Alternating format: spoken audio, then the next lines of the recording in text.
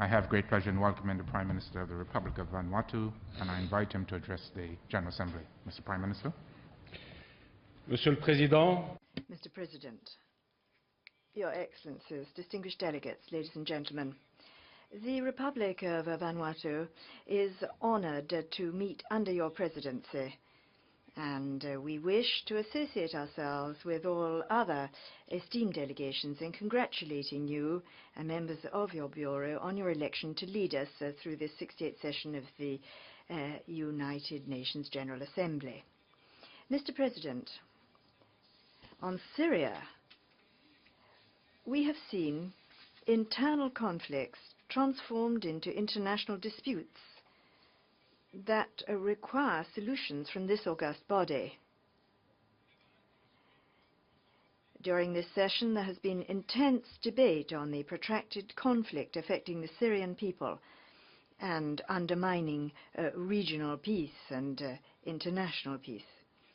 We join many other peace-loving nations to call for an end to the conflict and for the United Nations to do more strongly to enforce the international ban on the use of chemical weapons. We also urge the United States of America and the Russian Federation to take a strong leading role in the issue of Syria and in addressing the chemical weapons issue there. We are concerned that these conflicts have often derailed the international focus from addressing much more important issues, such as our common aspirations for the Millennium Development Goals. It is unfair that countries resorting to such illegitimate acts can trigger wars that cost a great deal of money, whereas the rest of the peace-loving countries and their people suffer the consequences as monies spent could be diverted to better and more effective use.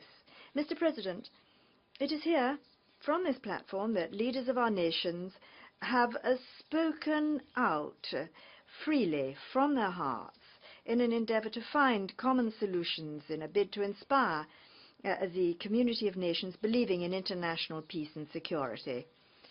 Our main objectives are to take collective decisions to address a spectrum of international issues, some of which require urgent action, such as that of climate change. It is here that we have called for recognition of the rights of women, children, and persons with disabilities who are caught up in conflicts and violence. It is here, Mr. President, that we have called for help for those who have been the object of discrimination because of their color, religion, or their political convictions. For the Republic of Vanuatu, this podium is the only international platform on which, year after year since 1981, we have spoken out against colonialism and neo-imperialism in all its forms. And once again today, I stand here speaking on behalf of the entire population of our archipelago to be the voice of those who are still living in the colonized territories. We know, Mr. President, that decolonization is still incomplete. Yet we have seen that the Special Committee on Decolonization is taking more and more positive steps in its 2013 sessions and is recognizing the inalienable right of French Polynesia to self-determination. We also applaud the work of the committee in maintaining discussion and dialogue on the question of New Caledonia. Let me, at this juncture, thank the government of France for their cooperation in moving the decolonization process forward. It is important to continue this dialogue with the clear aim of helping the Kanaki people to attain their independence. With the greatest possible respect, I encourage all parties to ensure that the process to achieve freedom shall remain on track. We in the Melanesian Spearhead Group are appreciative of the work of the Kanak and Socialist National Liberation Front as chair of the Melanesian Spearhead Group. Mr. President, the Republic of Vanuatu has just emerged from colonialism and achieved its political independence from condominium 33 years ago. And based on our struggle for independence, we share the journey and the litany of heartaches and dreams of many of our brothers and sisters whose rights to greater political and civil freedom are still bound by the shackles of imperialism and colonialism. Mr. President, I would like to reiterate here the appeal we made last year from this podium in the United Nations that the United Nations must always remain impartial and avoid any selective implementation of General Assembly resolutions and Security Council resolutions concerning the rights of all peoples who desire to be free from colonialism or any form of imperial venture. We can all talk of issues of terrorism, financial and economic crises, climate change, and reach some level of understanding of the seriousness of these challenges and the measures that must be taken to address them. We can all talk of good governance and the rule of law and respect for human rights. But when it comes to the issue of the rights of the people of West Papua, our voices are silent, even from this podium.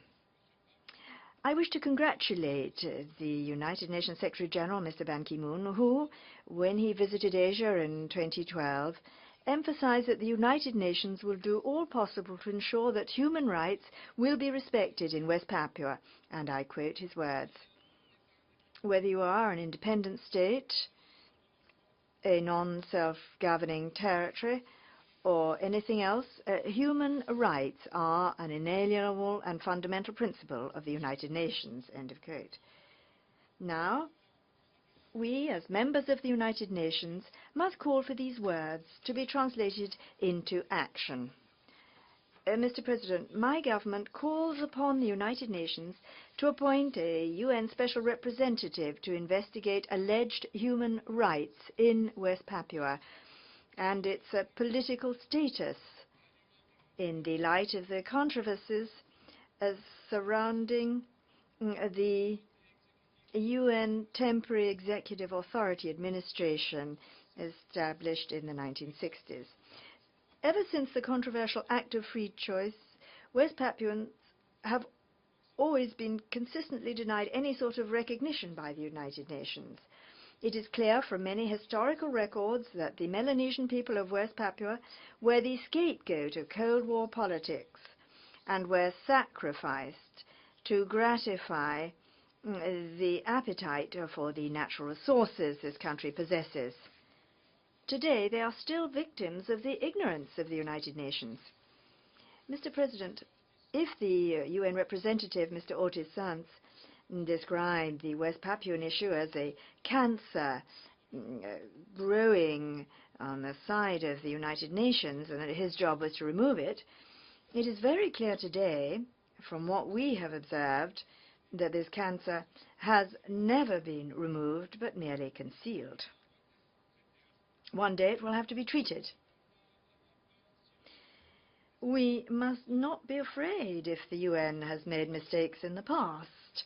We must admit our mistakes and see that we are the stronger for that, because when we are weak and we admit our mistakes and then take corrective action, we become stronger and vibrant.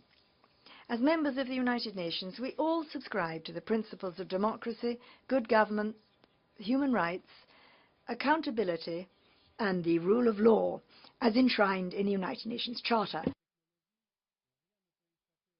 And in this age of technology, when nothing can escape the attention of civil society and governments, Mr. President, I ask, how then can we ignore the hundreds of thousands of West Papuans who have been brutally beaten and murdered?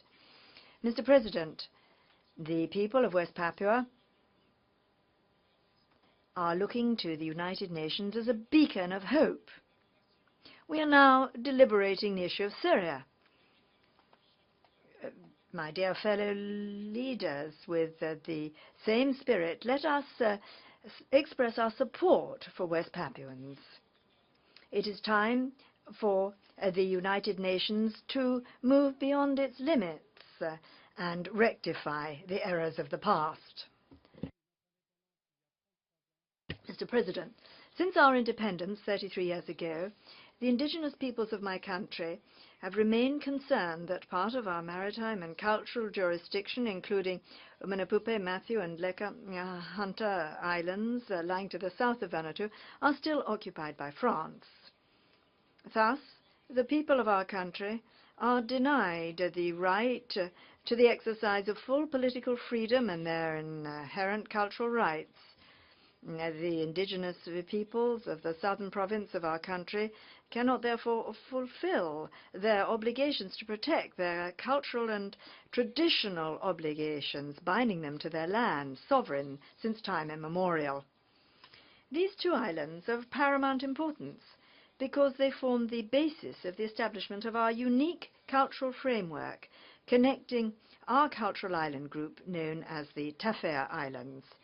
It is this cultural framework which has governed and defined our identity and our way of life long before administrative colonial powers began to explore and govern our shores. Alas, today, our indigenous peoples continue to be denied access to these cultural and sacred islands.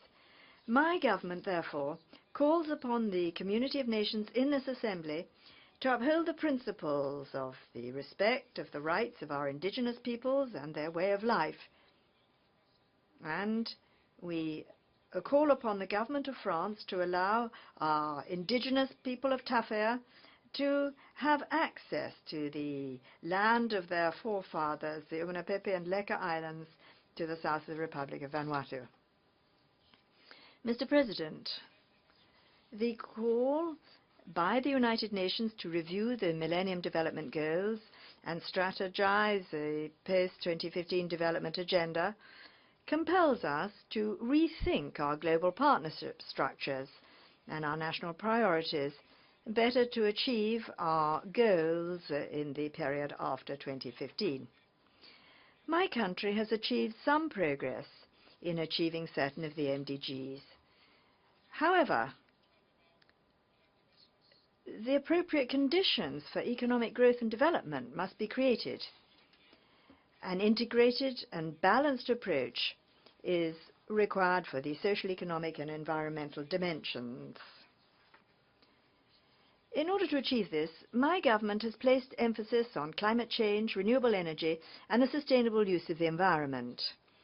We have now created a separate Ministry of Climate Change, Energy and the Environment to allow the government to address issues in this area.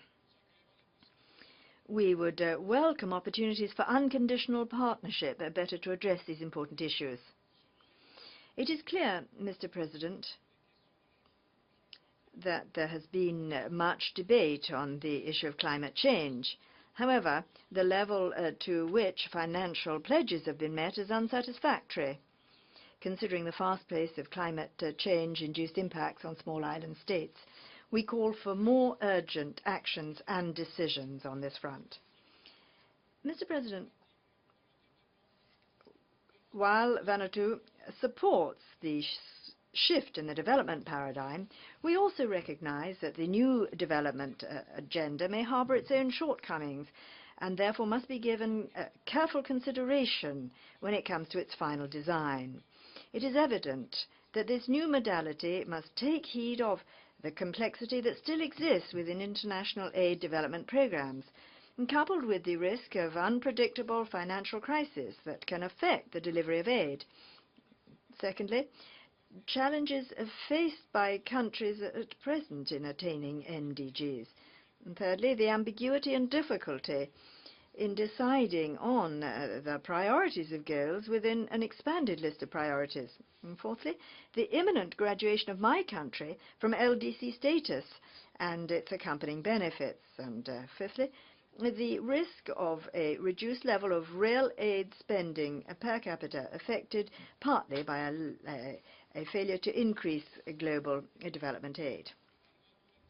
Cognizant of these issues, Vanuatu has taken steps, partly on its own accord and with the assistance of our partners as well, to ensure greater resilience to its own vulnerabilities.